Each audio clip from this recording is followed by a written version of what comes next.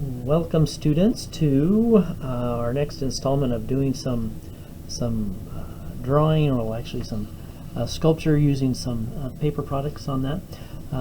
Things you're going to need, things that I have anyway. I have this large piece of paper that I'm going to be doing some coloring on this particular blank piece of paper, so I needed some areas so I don't color all over my table or my desk.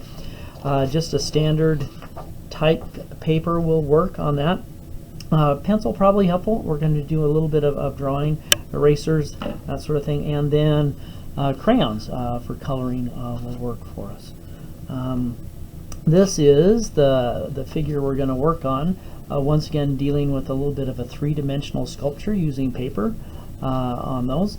I thought it was kind of cool. Another little project that I had found that deals with 3 dimensions, but dealing with paper, some things you have around your home that you can work with as well. So let's go ahead and get started. First thing is it's best to have a colored paper on that. So let's get at that. What would be good? I'm gonna start here with just some greens, and we're gonna color the whole of one side on this. And I usually find I like using diagonal strokes on that. That's usually a pretty good way of putting down some colors. This is not a dark color, so I'll probably add a little bit more of a second color in here as well with those. And so it's just trying to color in the whole of the paper using diagonal strokes. The part down here probably not as crucial on those, but still workable. Hold down your edges so your edges are good. And so that was that one. We need something a little darker on that. That was a real subtle light green. Let's go the other direction. Let's go this way. This is more of a blue, and so we have greens and blues. Blue is a component of green, so that should work out okay for us. That looks like it's coming into focus a little bit more.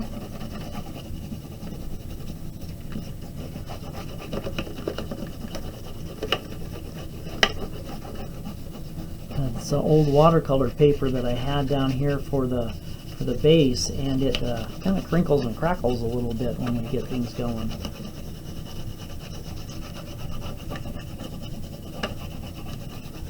Alright, getting close to the end. It doesn't need to be exhaustively covered with those, but at least have something so we can see the inside versus the outside of our sculpture. Okay, whew, that was crazy. Alright, so now we have that. I don't need this anymore. Put my crayons away. Oh, another thing you might need, excuse the reach here, tape. We're going to have to tape this guy together eventually on that. And scissors. Where'd my scissors go? Hold on. Almost forgot. Need scissors too on that. Let's go ahead and get going with this one. In order to make this has 4 different sections, and so we're going to start out by folding this in half this direction.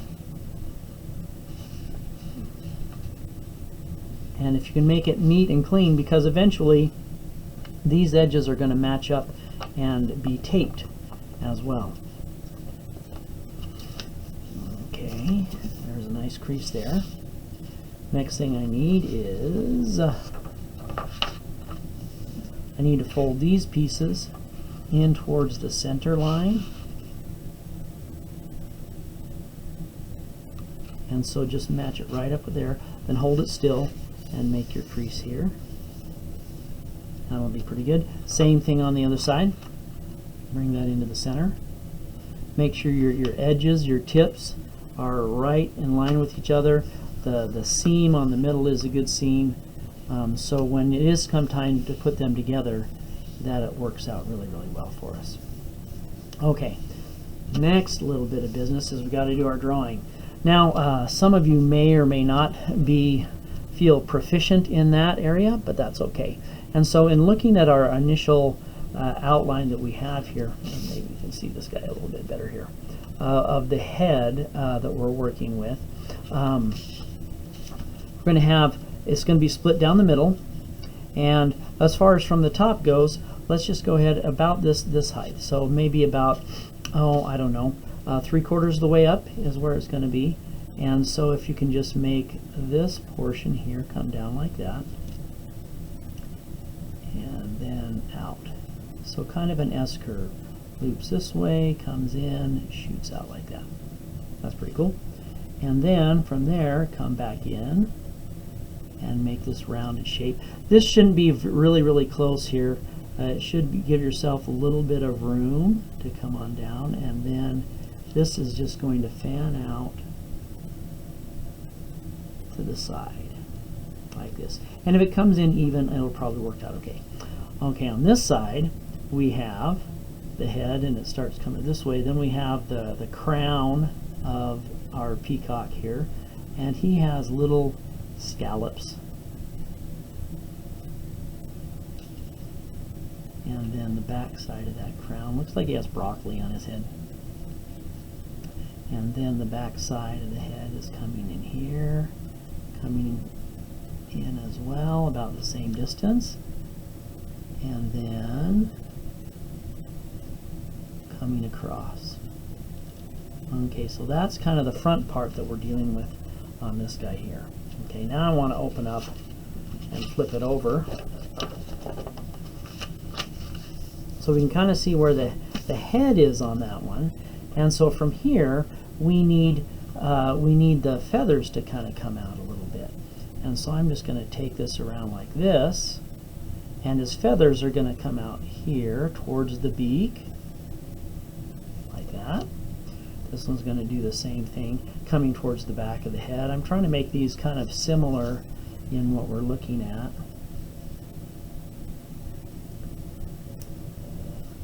And then the feathers themselves will probably take on this sort of an arc. Well, let's take this, let's curve this in the other way. I like that a little bit better. The nice thing about this part here on the feathers themselves, this is the back side of the final drawing.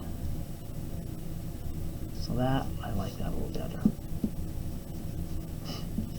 Okay, now these parts here, if you can just come and make some bumps.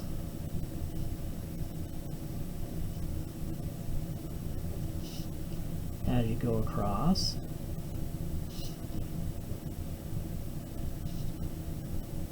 That'll have a little bit more of a cool curved effect, so that's like the eyes of the feathers. Now you can go back in on, once this is done, if you want to make a little bit more exaggerated color design on the feathers themselves. That would be cool, but it's not required. And then finally there. And so there is the outline of the peacock that we have going with those. Now comes the scissors on those. So we come and we're going to take this and just start at one side and cut along the lines that we have. Now this is eventually going to be in view, and so you may wish to cut it so you don't see the pencil lines, but I don't think that's a negative sort of a thing. And then let's go this way.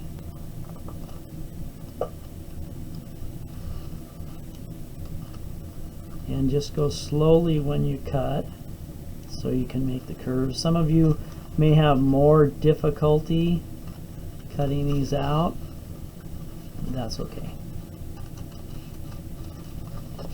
And we're just going to rotate it around. I'm going to go from one end all the way over to the other.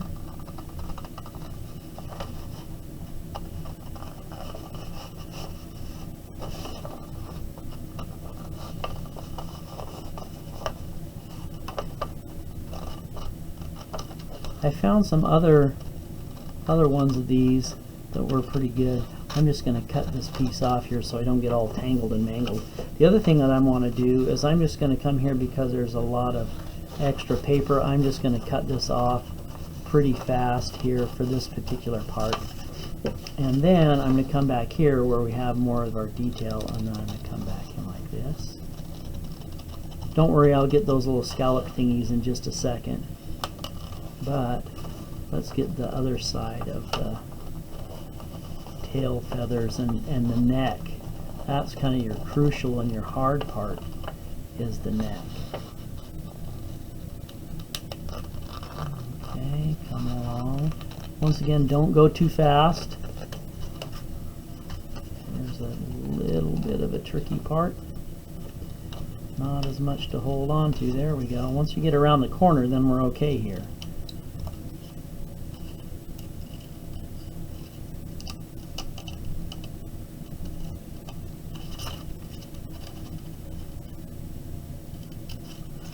I'm going to take that little piece off there too, because that was kind of big.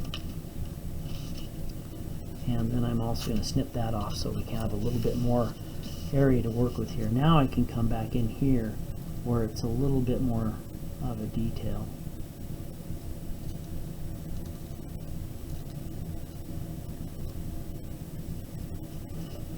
Okay. And for the scallop part, we're just going to rotate. This does not have to be exact.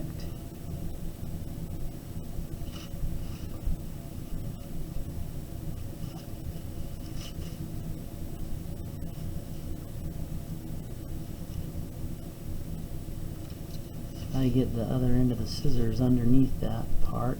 Be careful not to cut off his neck. That'd be bad.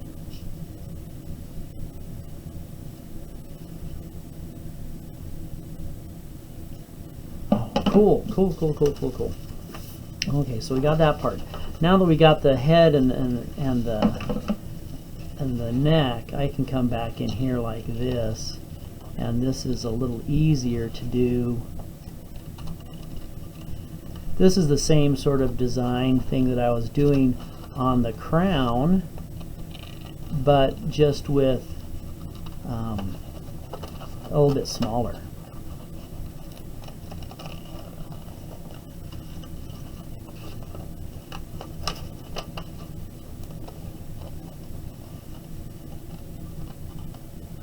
Sometimes if you have little scissors, that might be a little bit easier. Actually, big scissors sometimes are a little bit too cumbersome on that, a little bit too long. This is working okay.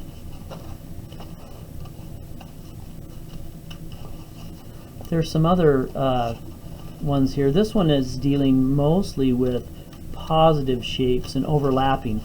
We had our first little city scene with that overlapping thing too, and we weren't sure if we're inside or outside, and some cool things happening along those lines. But this one, the shapes are overlapping as well, and that's what makes it a three-dimensional sculpture on how we're doing. Okay, so I got that part off here, and so there we go. Now when we take this, and we're going to take it and we bring it around to this side, this is where it's going to have some of its look to it on what we're trying to do. Okay, so next thing I need is some tape. Now depending on how thick you have your neck, you might need to cut off some of your tape. And so this is to the back side, the colored side, and I'm just taking and I'm putting down some tape like that. It's tape to the table. That's convenient, huh? That we have going here. Hopefully I have just enough sticking out there to tape that. If it's too much, I'm looking at that and that looks to be too much, right? So I'm going to have some tape sticking out. I can do one of two things. One, I can cut the tape off first, or I can cut the tape off second. It doesn't really matter which one we're going to do on that. So now I'm going to take this guy and carefully peel it up from the table on that, and then I can fold it in like this. And now I can put these seams hopefully right together like that. And I do have a little bit of extra tape right here, so I'm going to take and cut that off.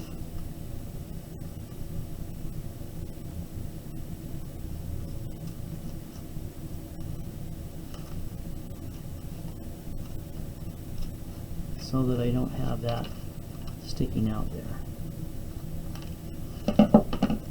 Okay, so now I can come back in. I'm going to fold this right along the tape line,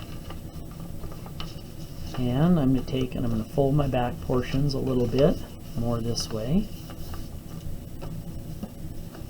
And these little parts here, I want those sticking out a little bit more to the side. And so now when it sits on the table, it'll have a three-dimensional look to it, kind of like that, on what it is we're looking for. And that is what I want. Now I'm going to have it sitting like this. You can't really see it very well with the camera that I have going on right there. But I like you to photograph it so we can see the three-dimensional qualities of it. So photograph it so I can see it looking like this, sort of a feel. And that is the next installment on three-dimensional paper sculpture. It looks like it might be a little bit big here, and so maybe I'll cut off a little bit off the bottom here. But those are my matching set of peacocks ready to go. And that's it. Thanks.